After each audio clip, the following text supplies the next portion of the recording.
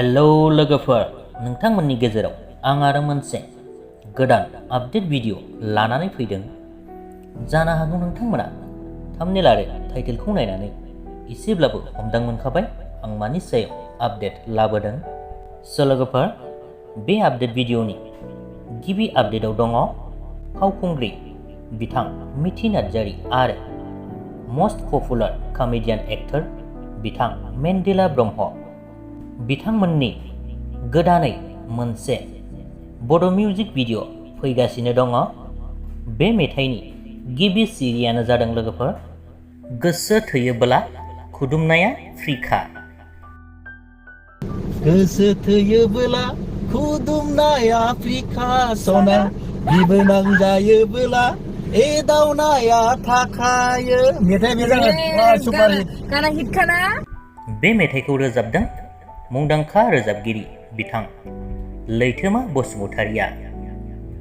बिथांमोननि बे मिउजिक भिडिअखौ माबे प्रडाक्शनाव एगारनाय जागोन बिथांमोनहा बेनि बागै खिन्थानानै होथ'नाय जायाखै। जेब्लानो बे मिउजिक भिडिअआ रिलिज जागोन अब्लानो नोंथांमोननि सेराव फिन खेबसे आपडेट लानानै फैगोन। लोगोफोर, नोंथांमोना बे मिउजिक भिडिअखौ नायनो थाखाय साननैसो नेथ'दो। नेक्स्ट आपडेटआव दं लोगोफोर बर'नि मुंदांखा मोनसे समनि बयजोंबो सिनायजानाय फावखुंग्रि बिथां सनाय एबा सिम्पोल ब्रह्म बिथाङा साननैसो सिगाङावसो मोनसे इउटुब चेनेल खुलिबाय।